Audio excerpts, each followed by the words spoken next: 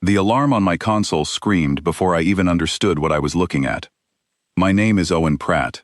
I was a systems officer on the human warship Horizon Vale, Third Watch, when the feed from Ceres Station 7 cut to static. 1 second, there was a calm trade meeting playing on every screen on the bridge. The next second there was a flash of white light so bright it burned into the corner of my vision, and then nothing but silence and a black screen. 7,400,000 people were on that station, mothers waiting to give birth, newborns only hours old. Doctors and midwives who had volunteered to serve on the largest birthing habitat humanity had ever built in space, gone in under 20 seconds. The Caldrassi Empire did not hide what they had done. They wanted every species watching to see it. They called it a demonstration, a message.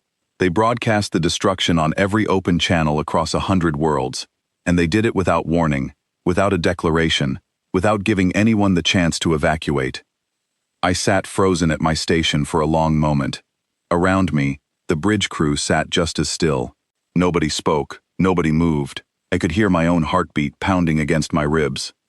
Then Captain Nora Ellery stood up from her chair. Her voice was steady, but her hands were shaking. "Patch me through to Fleet Command," she said. "Now." I had never heard her voice sound like that before. Not angry, not afraid. Something colder and harder than both. Within an hour, every human ship in the solar system received the same order. Prepare for immediate deployment. No further explanation was given, because none was needed. Every person in uniform had already seen the footage. Every person in uniform already knew why we were leaving. I remember walking through the corridor toward the engine deck and passing Priya Nasser, our chief engineer. She had 2 children waiting for her back on Earth, and a third one on the way. She did not look up from the panel she was working on. She just kept tightening bolts with quick, sharp movements, like her hands needed something to do before her mind caught up with what her eyes had seen. "You heard the order," she said without turning around. "I heard it," I answered. "Good," she said, "because I already started the drive sequence before anyone gave it." Nobody questioned her for that. Nobody questioned any of it. For 40 years, Earth had built up its fleets quietly. We trained our crews far from other systems. We tested our engines in empty corners of space, where no scanner from any other empire could reach. The rest of the galaxy believed we were still a young, cautious species, more focused on rebuilding our own home than reaching for the stars. They believed we were harmless, slow, predictable. We let them believe it, because a species that thinks you are harmless does not watch where you build your ships. That belief was about to cost the Caldrassi Empire everything. 12 hours after the destruction of Ceres Station 7, 211 of our finest ships gathered at the edge of our solar system. I stood at my post and watched the formation take shape on the main display, ship after ship sliding into position with a kind of silent, practiced grace. This was not our biggest fleet. It was our fastest one. Every ship in that formation had been built for a single purpose, arriving somewhere before the enemy even finished reading the warning. Captain Ellery's voice came over the internal channel, calm and clear. "We are not doing this for revenge," she said. "We are doing this because if we do nothing, this will happen again, to someone else, somewhere else. We are doing this because someone has to stand between what happened at Ceres and what could happen next." I felt something settle in my chest as she spoke. Not comfort exactly, something closer to purpose. The jump to Caldrassi territory took several long minutes, but inside the ship it felt like no time passed at all. One moment we were in the quiet dark near home.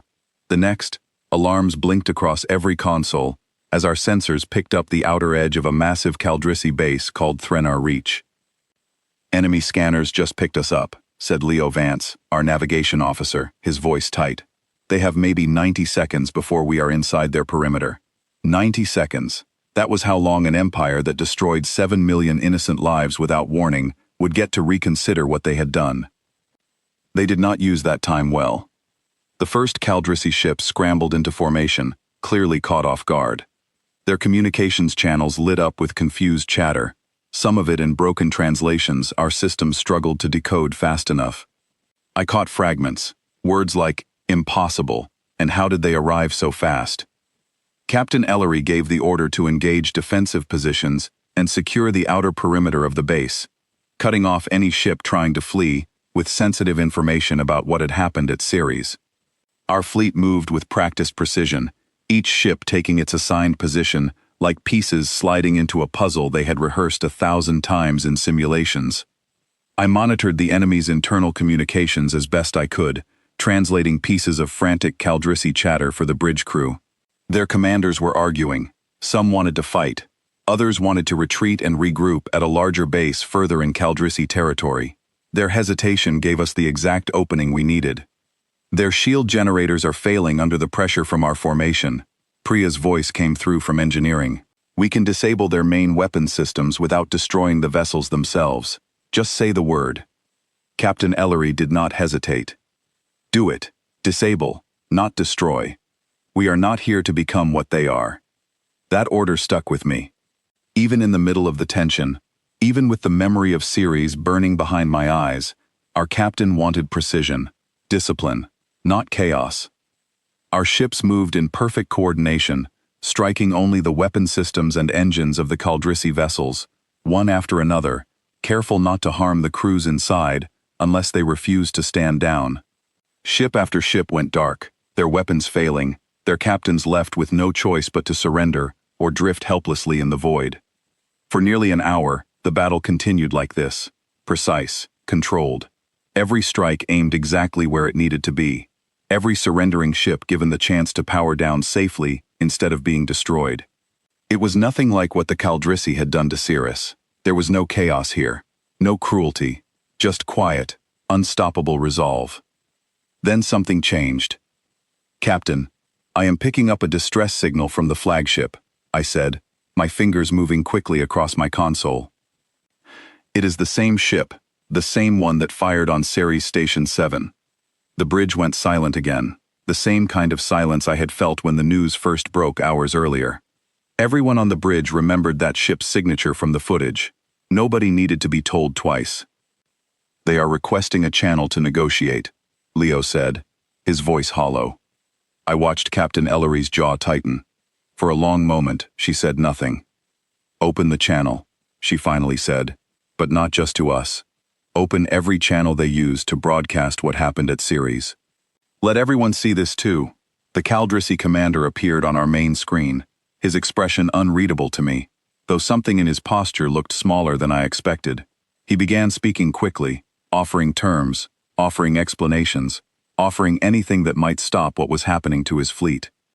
Captain Ellery did not answer him with words at first. She simply let the feed continue. The same channels the Caldrisi had used to broadcast the destruction of Ceres, now carrying a very different kind of footage.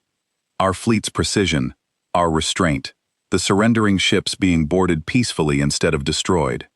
Crews being taken into custody instead of being left to die in the vacuum of space. You wanted the galaxy to see what your empire is capable of, Captain Ellery finally said, her voice steady and clear enough that I knew every word was being translated and broadcast to dozens of watching worlds. Now let them see what we chose to do instead, even after what you did to us. The Caldrisi commander said nothing more. His feed cut out moments later, though whether that was his choice or a technical failure, none of us could say for certain. Within the hour, word came through that Caldrisi Central Command had reached out through diplomatic channels, requesting an immediate end to hostilities and a formal discussion of terms. I later learned that leaders from dozens of other species across the galaxy had also reached out, some offering support, others simply asking questions about what they had just witnessed. I sat back in my chair, the tension in my shoulders finally beginning to ease for the first time in what felt like days, though it had only been about 18 hours since the first alarm sounded on my console. Priya's voice came through the comm system again, quieter this time. Is it over? She asked. For now, Captain Ellery answered. But I do not think anyone in this galaxy is going to look at us the same way again. She was right. In the weeks that followed, I learned more about what our engagement at Threnor Reach had meant to the wider galaxy. 41 different species had access to that footage, the same channels the Caldrisi had once used to spread fear, now carrying something else entirely. Not a demonstration of destruction, but a demonstration of restraint, paired with strength. and somehow that combination unsettled people more than pure violence ever could have. Reports came in of smaller empires reconsidering old alliances. Some species that had quietly supported Caldrisi expansion for years suddenly grew distant, unwilling to be associated with an empire capable of what happened at Ceres. Trade routes shifted. Diplomatic channels that had ignored Earth for decades suddenly wanted to open conversations. I did not think much about galactic politics during those weeks. My mind kept returning to smaller things. The sound of Priya's voice through the comm system. The way Captain Ellery's hands had trembled just slightly before she gave the order to deploy, the only sign that she was human too, that she felt the weight of everything, just as deeply as the rest of us. 6 months after Threnar Reach, I received a message from Priya. She had given birth to her third child, a healthy girl. She named her Ceres. I read that message 3 times before I set my console down and simply sat with it for a while. I thought about all the mothers on that station who never got the chance to hold their children. I thought about how something as small as a name could hold so much weight, could turn grief into something that looked a little bit like hope. People sometimes ask me what humanity proved that day at Threnar Reach. I have thought about that question more than I can count. We did not prove that we were the strongest fleet in the galaxy. There were empires out there with more ships, more firepower, more raw numbers than we could ever hope to match. What we proved was something smaller, and I think something far more unsettling to those who might have underestimated us. We proved that for 40 years we had been holding back, not out of weakness, but out of choice. We proved that the only thing standing between the rest of the galaxy and the full strength of humanity had been our own patience. The Caldrisi Empire spent that patience in under 20 seconds, the moment their guns opened fire on Ceres Station 7. It took us 12 hours to remind them exactly what that patience had been protecting them from. I still think about that day often, especially now that I train new recruits joining the fleet. I tell them about the silence on the bridge before Captain Ellery gave the first order. I tell them about Priya's steady hands, even as her mind must have been breaking apart inside. I tell them about the choice our captain made, to answer cruelty with discipline instead of matching it with more of the same. I tell them that strength without restraint is just another kind of chaos, no different from what the Caldrisi showed the galaxy that day.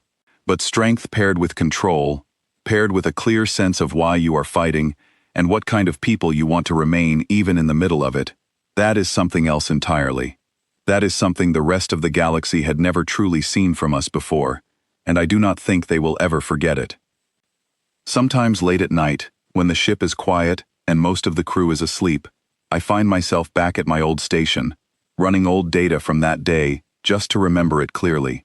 Not because I want to relive the fear, but because I want to remember exactly how far we were willing to go and exactly where we chose to stop. We stopped at disabling their weapons instead of destroying their ships. We stopped at accepting surrender instead of demanding total destruction. We stopped because somewhere in the middle of all that fear and grief, Captain Ellery reminded every one of us what we were actually fighting to protect. It was never really about revenge, even though I understood, in that first hour after the news broke, why so many of us wanted exactly that. It was about making sure something like Ceres Station 7 never happened again, not to us, and not to anyone else the Caldrisi Empire might have decided to target next. I think about the diplomats who reached out to Earth in the months that followed, species we had barely spoken to before, suddenly curious about who we really were. I think about the quiet shift in how other empires spoke about humanity, no longer describing us as cautious or slow, but as something they had clearly misjudged. Mostly though, I think about Priya's daughter, growing up somewhere on Earth right now, carrying a name that means both loss and hope in the same breath. I think about all the mothers on that station whose names I will never know, whose stories ended before they had barely begun. I keep their memory close, even now, years later. Not because the galaxy asked us to remember them, but because we chose to. Because somewhere in the middle of that battle at Threnar Reach, in the middle of every hard decision Captain Ellery made that day, we were all fighting to make sure their story mattered, even after it ended in tragedy. That is what I remind myself whenever someone asks why humanity finally stepped forward that day, why we chose to reveal exactly how far we had grown after decades of staying quiet. We did it because someone had to answer for what happened. We did it because staying silent would have meant accepting that something like Ceres Station 7 could simply happen again without consequence. And we did it because somewhere deep inside every single person on that bridge, in every engineer working below deck, in every pilot guiding those 211 ships through the dark toward Threnar Reach, there was a quiet understanding that this was the moment our patience finally ran out. Not because we wanted war. Because we finally understood that some things are worth standing up for, even when standing up means stepping into a fight we never wanted in the first place. The galaxy learned that day exactly what humanity was capable of, both in strength and in restraint. I do not think anyone out there will forget it soon. And neither will I.